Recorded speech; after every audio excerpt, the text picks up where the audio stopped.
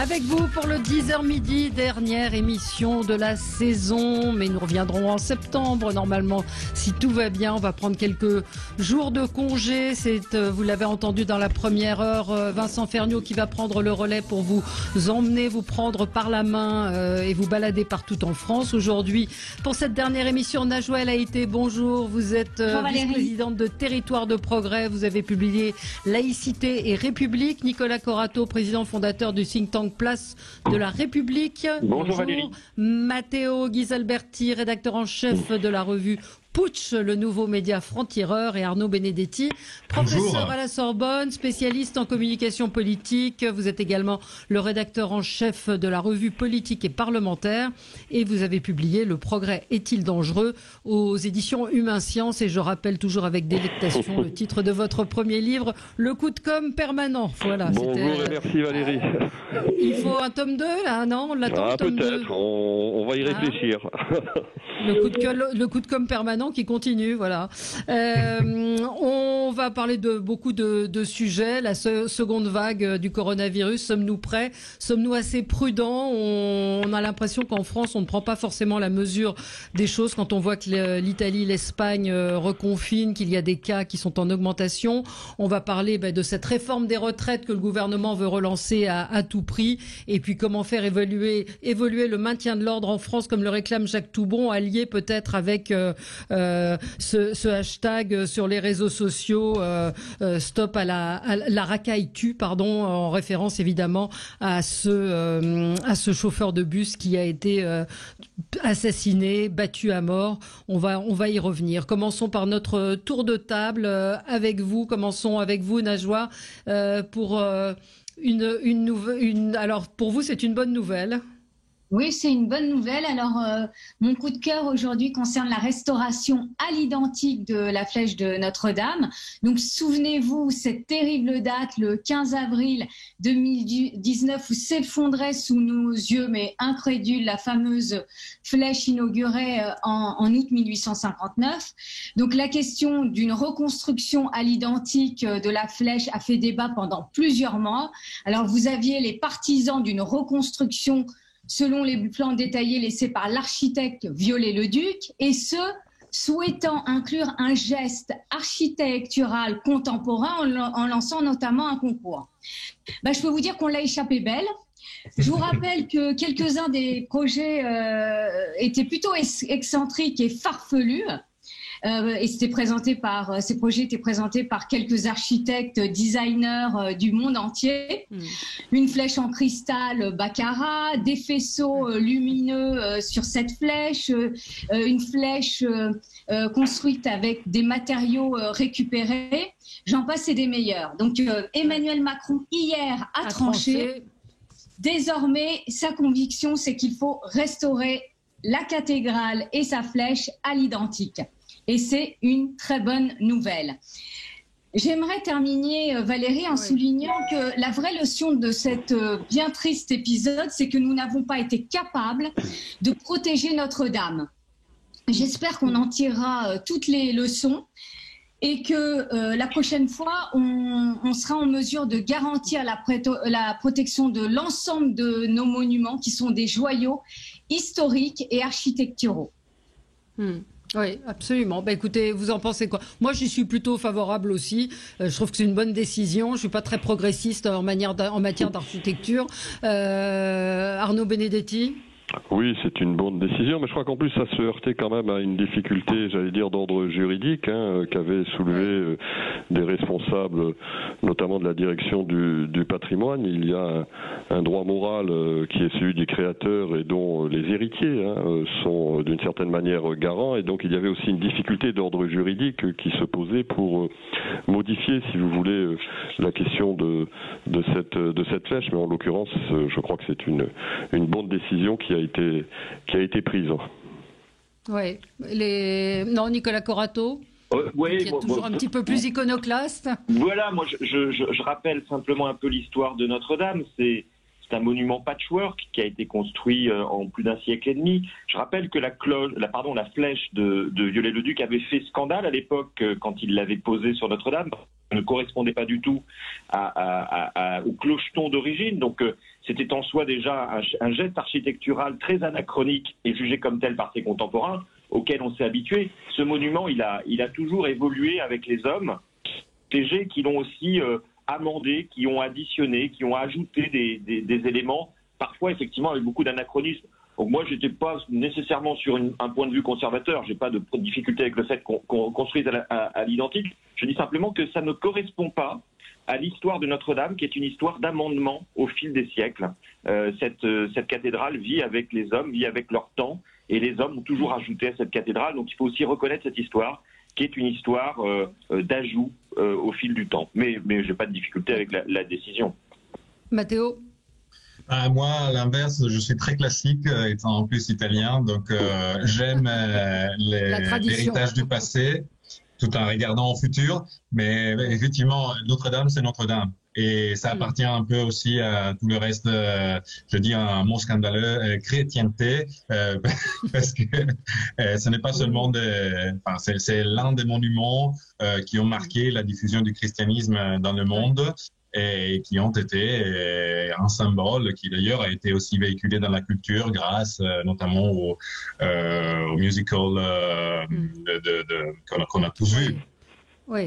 Juste un mot, peut-être dire qu'au moment où Victor Hugo écrit Notre-Dame de Paris, la flèche n'existe pas. Oui, ça c'est vrai. Elle est arrivée plus tard. Alors, Nicolas, coup de cœur culturel également.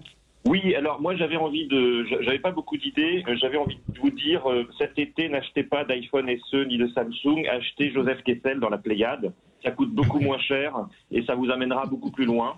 C'est pas géolocalisé, mais vous allez faire le tour du monde avec lui. Je crois que c'est un écrivain qui a été longtemps catalogué dans l'écrivain de voyage, l'écrivain à succès, donc assez peu considéré. Son entrée dans la Pléiade, c'est un vrai événement. Deux tomes qui viennent de sortir avec un superbe cahier carnet spécial dans la Pléiade. Vraiment, c'est un peu cher la Pléiade, mais achetez ça, mettez ça dans votre bibliothèque, laissez-le sur la table basse pour vos enfants. C'est vraiment un tour du monde du XXe siècle. C'est une vie absolument formidable. C'est un écrivain génial. Il y a de quoi faire retraiter n'importe où vous soyez dans le monde ou en France.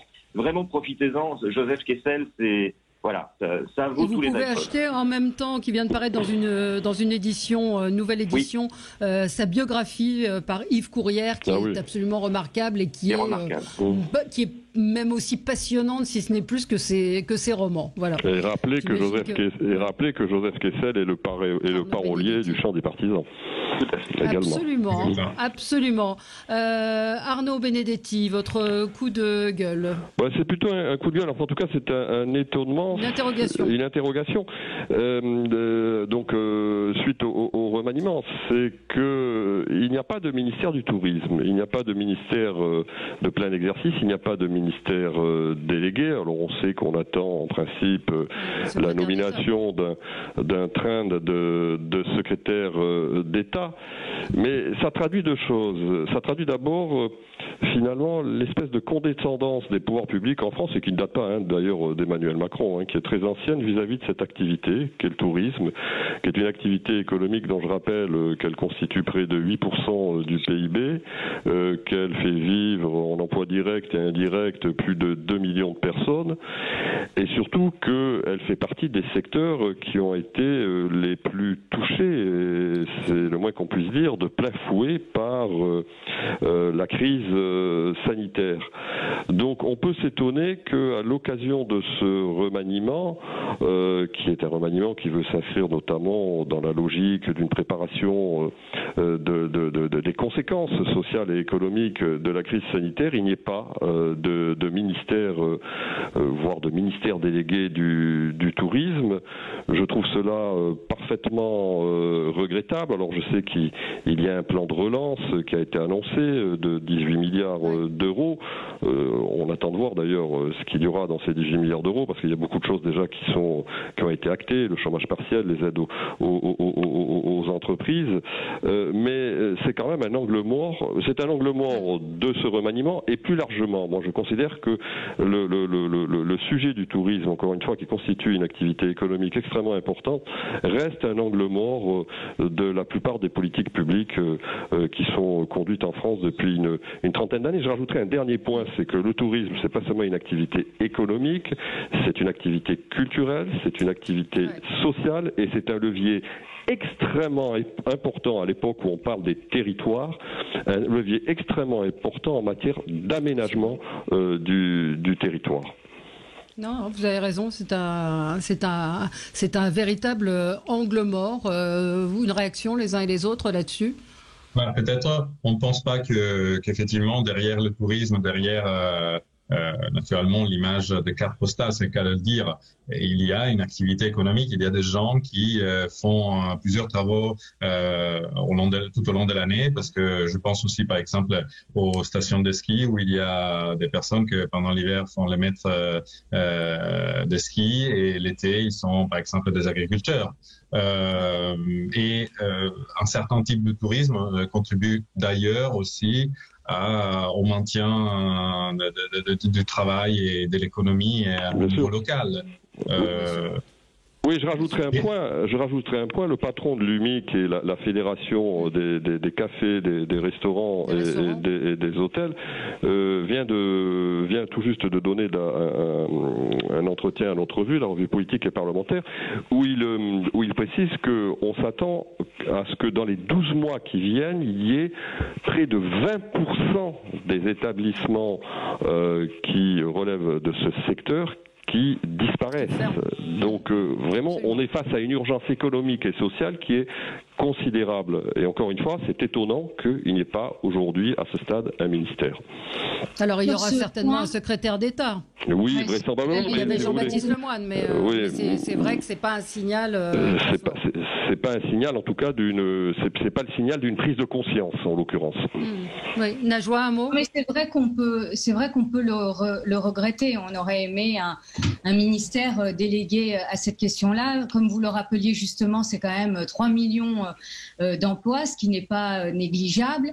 Et puis, il y a eu ce plan massif de 18 milliards qui a été annoncé. Donc, c'est vrai qu'on aurait pu penser que ce nouveau gouvernement allait se doter d'un ministère ou d'un ministère au moins délégué sur cette question-là. Et sur ce secteur, qui, je le rappelle, est extrêmement important pour notre économie et au niveau, vous le rappeliez aussi justement, culturel. Oui.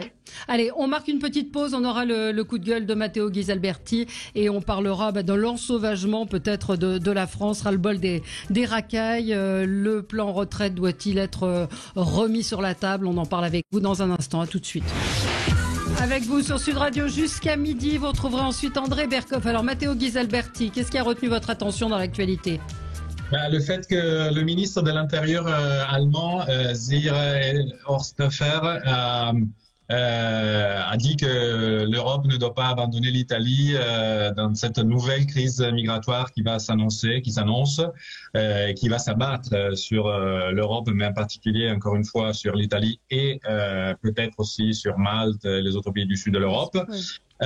C'est un coup de gueule parce que je dirais à la bonne heure déjà, et puis c'est pas parce que maintenant l'Allemagne a pris la présidence tournante de l'Union européenne pendant ce prochain 6 mois qu'il faut s'occuper seulement maintenant de ce problème. Que d'ailleurs, en ce moment, il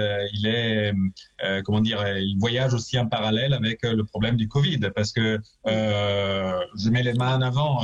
Ce n'est pas une discrimination, mais les structures sanitaires italiennes ont constaté que parmi les migrants clandestins qui arrivaient sur les navires des ONG, entre autres aussi françaises, il y avait plusieurs cas de Covid et que donc ces personnes devaient être mises en quarantaine sur des navires qui ne pouvaient pas, desquels ils ne pouvaient pas sortir.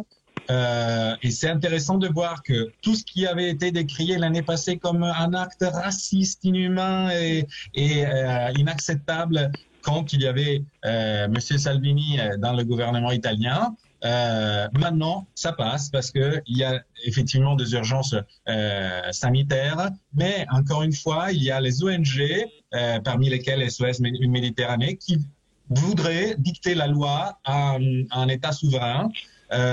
Et qui, honnêtement, on en a un peu marre. Moi, je parle en ce cas en tant que citoyen italien, mais excusez-moi, il y a des considérations de sécurité et sanitaire, parce que l'Italie a payé un lourd tribut au Covid. Et là, on veut faire comme si rien n'était. Et on a déposé d'ailleurs des personnes qui ont été recueillies dans la mer. Et on sait toujours qu'il y a aussi un trafic d'êtres humains, que la magistrature italienne d'ailleurs sur laquelle elle est en train d'enquêter. Voilà, on dépose des personnes clandestines malades, aussi dans des lieux extrêmement touristiques comme Noto, qui est une ville très belle, la capitale du baroque sicilien. Donc abandonné par l'Europe, quoi. Complètement.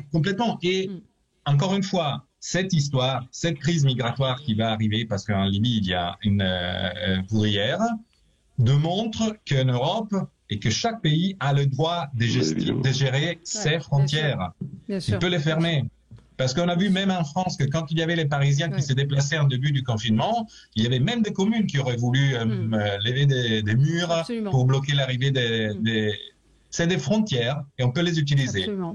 Absolument. Merci de ce rappel. Moi, deux choses qui ont retenu mon attention. Je voulais rendre un hommage à un monsieur qui s'appelle Serge Maître, que vous connaissez peut-être, qui était souvent dans les médias, qui défendait les usagers des banques et qui est décédé.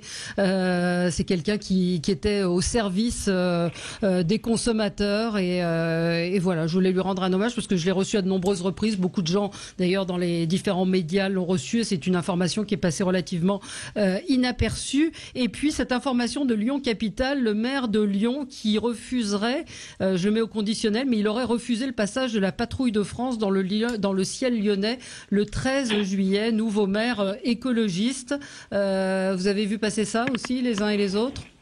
Non, c'est lui qui veut que effectivement Lyon soit également le plus piétonnier possible, etc. Donc c'est encore l'idéologie écologiste ou l'écologisme idéologique punitif qui par contre oublie par exemple de s'opposer Alors il dit que c'est pour éviter tout attroupement.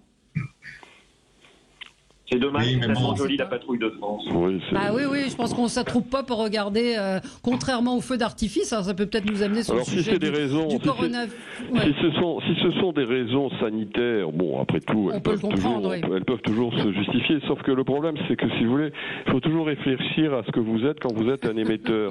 Et évidemment, un émetteur vert peut être considéré, lorsqu'il prend ce type de décision et qu'il était en responsabilité, comme finalement l'expression d'une idéologie qui serait plus ou moins anti-militariste. Donc on voit que là il y a un petit problème au moins à minima de communication bien évidemment si cette décision était confirmée. Oui, mais c'est effectivement le titre tel qu'il est, c'est-à-dire le maire écologiste qui interdit la patrouille de France, tout de suite, comme vous le dites, l'émetteur fait penser que c'est pour des raisons est-ce qu'un maire a le droit d'interdire l'espace aérien de sa commune? Mathéo, vous venez de nous dire qu'il avait le droit de fermer sa ville, donc... Pardon ? Vous venez de nous dire qu'il avait le droit de fermer sa ville en cas d'épidémie sanitaire. Non, mais si l'argument c'est des raisons en effet sanitaires, il peut, mais il voit ça avec le préfet. Vous voyez, il n'est pas seul à décider de cela. Le préfet, oui, parce que sinon Lyon est devenu une république à l'intérieur de la France. Donc on peut fermer les frontières aussi de Lyon, pourquoi pas ? Oui, on peut aussi. Allez, on va marquer une pause et on se retrouve dans un instant avec vous sur Sud Radio et on va parler de ces différentes agressions, voire meurtres dans certains cas qui font que la violence est partout et que ce hashtag qui est en train de monter, la racaille tue un petit peu partout sur les réseaux sociaux et qui dit que la peur doit changer de camp. On y revient dans un instant avec vous. À tout de suite. Avec vous sur Sud Radio pour le 10h midi. je voulais qu'on revienne sur l'agression, le meurtre de ce chauffeur de bus, qui est en état de mort cérébrale. Philippe, aujourd'hui, le ministre de l'Intérieur et le Premier ministre sont à Dijon pour venir voir la ville après les violences qui ont eu lieu le mois dernier. Il semblerait quand même que un certain nombre de ces violences, en tout cas quand on parle des agresseurs du chauffeur de bus, auraient peut-être pu être évitées s'il y avait eu une justice plus sévère. Je vous pose la question, est-ce qu'aujourd'hui la justice est suffisamment sévère avec tous ces gens? Je voyais encore un autre fait divers abominable d'un homme de 85 ans qui a été cambriolé, attaché, martyrisé et dont l'agresseur avait été condamné déjà pour meurtre et faisait l'objet de 19 condamnations. Voilà, on s'interroge tout de même sur ces faits divers qui ont toujours existé, mais qui sont peut-être de plus en plus violents aujourd'hui. Qui veut réagir? Arnaud Benedetti? Écoutez, moi je crois que le problème c'est que il y a toujours eu ce débat entre d'un côté la police et la justice, la police qui arrête et la justice qui sanctionnerait insuffisamment. La vérité c'est que d'abord ce qui se passe très souvent c'est que la justice peut sanctionner mais que les peines ne sont pas appliquées. Alors il faut s'interroger peut-être sur les raisons pour lesquelles elles ne sont pas appliquées, notamment c'est lié entre autres au système carcéral dont on sait qu'il est globalement insuffisant et voire déficient sur la surpopulation qui existe. Ensuite, il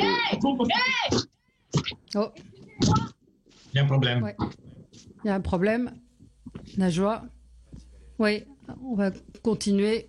Je ne sais pas ce qui s'est passé chez Najwa. Pardon.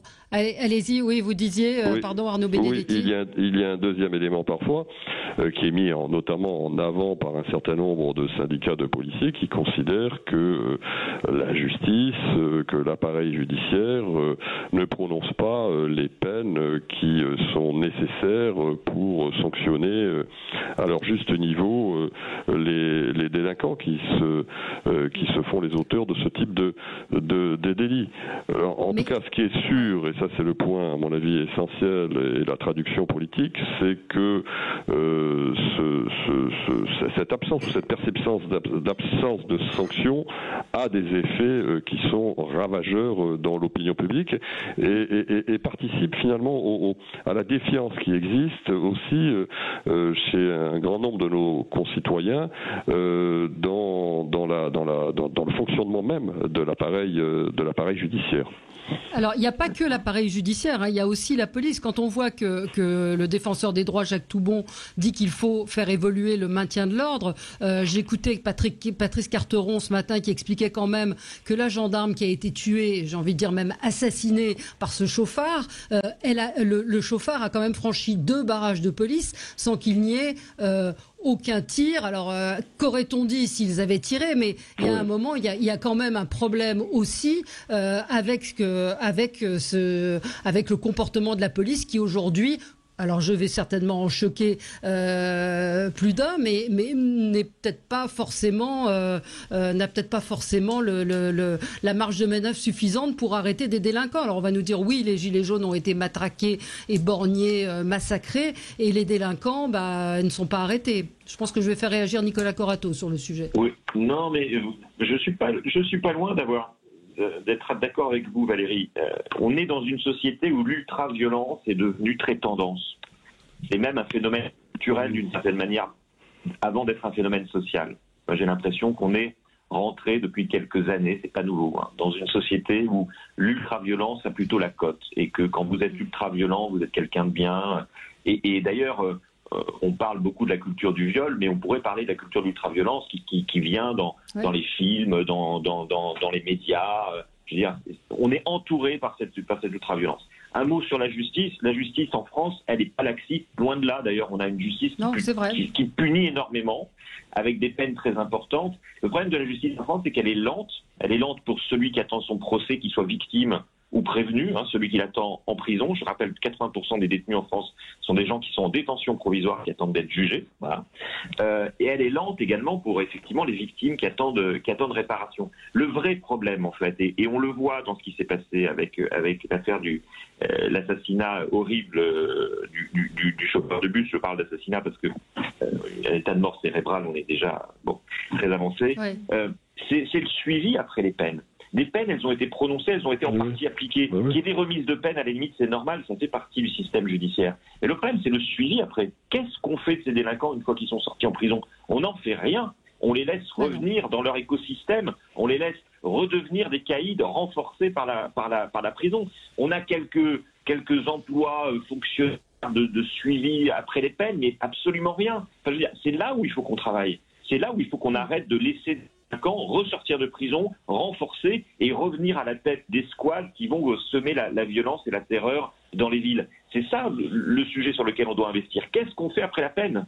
Qu'est-ce qu'on fait après l'exécution de la peine? Il y a un vrai sujet. Alors on va me dire oui, c'est de l'accompagnement social. Oui, c'est de l'accompagnement social. Parce qu'on est sur un phénomène social qui nous dépasse et qui dépasse tous les secteurs de la société. Il faut investir dans le suivi après les peines.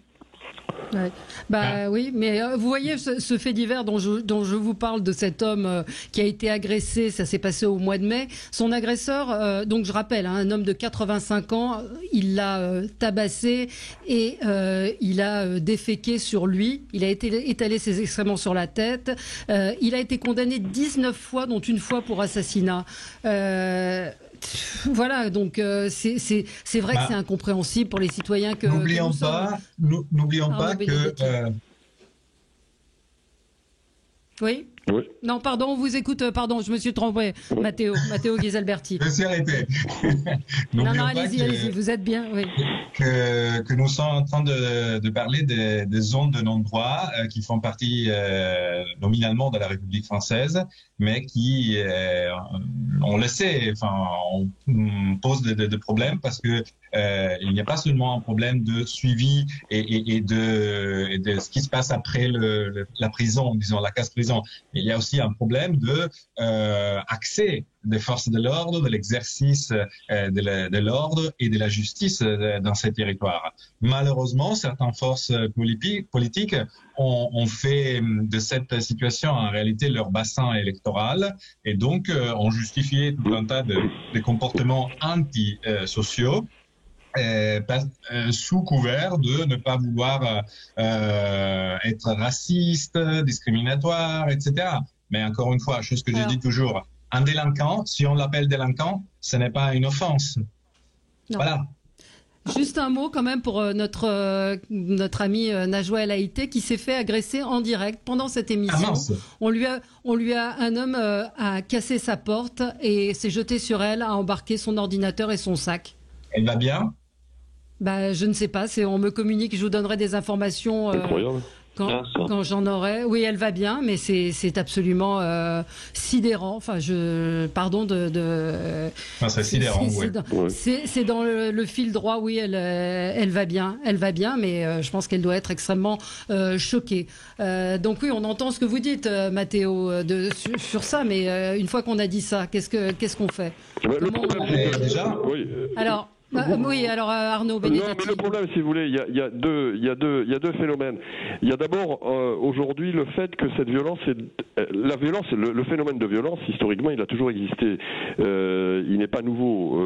Sauf que il y a deux phénomènes, à mon sens, qui viennent aujourd'hui considérablement changer la donne. Le premier, c'est que cette violence, elle est de plus en plus visible, ne serait-ce que, et là je rejoins ce que disait Nicolas Corato, ne serait-ce que sur les réseaux sociaux. Vous voyez parfois des délinquants qui n'hésitent pas à filmer des actes de violence dont ils sont les auteurs. Donc il y a une forme de valorisation dans un certain nombre de communautés dans un certain nombre de structures humaines de ces phénomènes de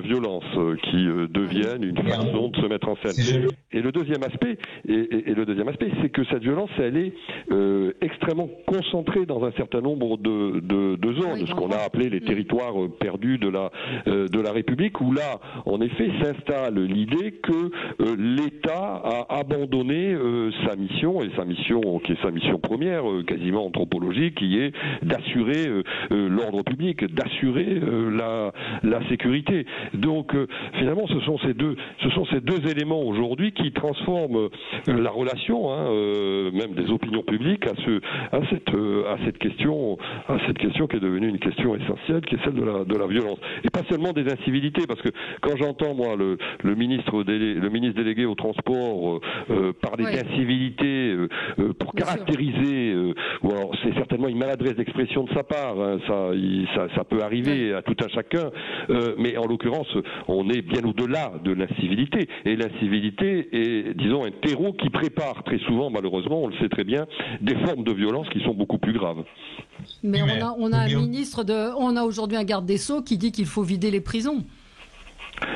Oui, alors ce qui est un message qui d'ailleurs est problématique, parce que l'on peut comprendre de son point de vue au regard de sa propre trajectoire, lui, d'avocat pénaliste. Il y a certainement un problème de surpopulation carcérale, ça c'est une évidence, il a été largement mis en avant, mais je ne suis pas sûr que ce type de discours soit un discours qui soit aujourd'hui en mesure de rassurer les Françaises et les Français. Alors deux choses, Mickaël, parce que sur les réseaux, les gens vous parlent comme si vous étiez leur copine et sont extrêmement agressifs. Mickaël, vous n'essayez pas d'avoir des nouvelles de votre intervenante, vous continuez comme si rien n'était arrivé. Si je me renseigne, je suis en liaison par téléphone, donc vos leçons de morale, vous les gardez pour vous. Oui, on va arrêter l'émission. Non, on va pas arrêter l'émission. Je suis désolée, on s'en occupe. Donc arrêtez de prêter des intentions aux gens qui n'existent pas. Pardon de cette intervention. Romain nous dit pourquoi ne construisons-nous pas de nouvelles prisons modernes et spacieuses avec davantage de personnel pénitentiaire. Alors, il n'y a pas d'argent. C'est un problème de moyens. Oui, c'est pas un problème de moyens, c'est davantage un problème d'arbitrage politique. Qui sont aujourd'hui les hommes politiques capables de venir vers leurs électeurs en disant « je vais investir dans les prisons ». Alors, ce sujet-là n'a jamais été traité politiquement parce que c'est pas populaire. Il a été traité, Nicolas, souvenons-nous, il avait été traité dans les années 80, souvenez-vous. Oui. Entre 86 et 88, il y avait même l'idée de faire des sortes de concessions de services publics, si mes souvenirs sont bons, qui délèguent à des opérateurs privés la gestion des prisons. Ça existe en partie, Il y a des délégations sur certaines maisons d'arrêt. Mais on n'a jamais réussi à faire un grand plan de prison en France, tout simplement parce que personne ne veut prendre ce sujet qui est nécessairement impopulaire. Aller dire qu'on va améliorer le quotidien des détenus, c'est pas le sujet prioritaire des électeurs. Mais on sent qu'il n'y a pas de discours, en tout cas pour l'instant, volontariste pour faire évoluer les choses. Et on a encore une fois, je rappelle, ça fait partie de nos sujets, Jacques Toubon qui veut faire évoluer le maintien de l'ordre. Hier, il y a eu également dans le 17e ou dans le 18e un homme qui s'est présenté avec 2 couteaux. Les policiers ont essayé de l'immobiliser avec un taser et ça n'a rien donné. On dit les témoins qui étaient là. Donc comment oui. Si je peux me permettre, il ne faut pas oublier que à chaque fois que la police fait un certain type d'interpellation et d'intervention, elle est considérée violente, raciste, discriminatoire, etc. Alors que elle a le soutien du pouvoir politique quand elle, comme vous le disiez tout à l'heure, elle tape sur des citoyens qui manifestent. Et en alimentant aussi la dégénération de la situation. C'est pas, comment dire, c'est une curiosité statistique si toujours certains types de crimes se produisent dans un certain périmètre, chez un certain profil d'auteurs. C'est absolument pas pour discriminer, mais on les a sous les yeux. Et encore une fois, si l'auteur de ces crimes est dans certains cas que personne veut indiquer, il risque beaucoup moins que d'autres citoyens. Allez, on va marquer une pause. On se retrouve dans un instant avec vous sur Sud Radio. À tout de suite. Avec vous sur Sud Radio jusqu'à midi. On est assez bouleversés parce que pendant l'émission, donc Najwa El Haïté, qui est vice-présidente de Territoire de Progrès, s'est fait agresser chez elle. On était en train de parler des racailles et une racaille, elle nous a envoyé un message en disant on parlait des racailles et il y en a une qui a défoncé ma porte à coups de marteau et à coups de pied. Elle va bien, mais elle attend la police et elle est effectivement choquée. Donc on vous donnera des nouvelles. On se tient au courant, mais c'est une provocation. C'est insupportable et inqualifiable ce qui est arrivé, et on y reviendra bien évidemment dès qu'on aura plus d'informations, même chez André Berkoff. Et oui, the show must go on, contrairement à ce que disent les auditeurs, certains auditeurs. On doit avancer, on peut pas mettre du blanc à l'antenne, on peut pas mettre de la musique. On prend des nouvelles de Najwa, elle nous a tout de suite prévenu, donc elle va bien, elle est choquée, mais elle va bien, donc on continue et on va changer complètement de sujet. On va parler de cette réforme des retraites que le Premier ministre a décidé de remettre sur le tapis. Il a reçu les syndicats et le patronat pour évoquer cette sensible question des retraites. Est-ce que politiquement, sans rentrer sur le fond, c'est une chose habile, Arnaud Benedetti, que de reparler de ce sujet qui avait quand même mobilisé beaucoup de gens dans la rue? Oui, alors on va peut-être justement voir s'il y a une méthode Castex par rapport à ce que fut la méthode Édouard Philippe sur ce sujet. Souvenez-vous qu'avant la crise sanitaire, Édouard Philippe avait été considéré comme un facteur de blocage, notamment dans les négociations avec les syndicats autour de la question de l'âge pivot. Ça sera difficile quand même pour le Premier ministre. On comprend que pour Emmanuel Macron, il s'agit de montrer que sur les grands engagements qui ont été les siens, notamment cet engagement de la réforme des retraites, il veut tenir le cap. Le problème, c'est qu'aujourd'hui, la situation que l'on va traverser, que l'on commence à traverser, est très différente de la situation dans laquelle nous nous retrouvions avant la crise. Donc, politiquement, il y a manifestement, en tout cas, une prise de risque de remettre ce sujet à l'agenda politique. Encore une fois, ce qui sera très intéressant, c'est de savoir, par exemple, si sur la question, qui a été une des questions qui a crispé notamment les syndicats et notamment les plus réformistes, comme la CFDT, l'âge pivot, est-ce qu'il va y avoir une évolution de l'exécutif sur cette question? S'il y avait évolution, ça voudrait dire quand même quelque chose. Mais est-ce qu'il a raison de le faire maintenant? Est-ce que l'urgence, c'est de relancer cette réforme des retraites quand on sait qu'on va affronter une crise économique terrible, et en particulier en ce qui concerne l'emploi? Nicolas Corato. Oui, vous avez raison, Valérie. Ce gouvernement donne l'impression d'être complètement hors sol, comme si la crise du Covid n'avait pas existé. On reprend le dossier tel qu'on l'a laissé avant le confinement. On a l'impression qu'il ne s'est rien passé dans ce pays. On attend de l'État qu'il remette l'hôpital en marche. On attend de l'État, on en a beaucoup parlé, qu'il reprenne en main la souveraineté économique et numérique du pays. On attend une transition écologique. Et finalement, le premier acte de ce gouvernement, c'est de revenir avec une réforme qui, excusez-moi, n'a aucun sens pour les Français. Qu'est-ce qu'on va dire aux Français? Qu'il va falloir travailler plus longtemps, mais du travail, il n'y en a plus. Alors oui, c'est vrai qu'il y a un déficit de 30 milliards, mais les recettes de la retraite chaque année, c'est 300 milliards d'euros. Et on n'est pas, en France, à un déficit près aujourd'hui. Ça paraît complètement décalé avec l'état du pays, avec ce que pensent les Français.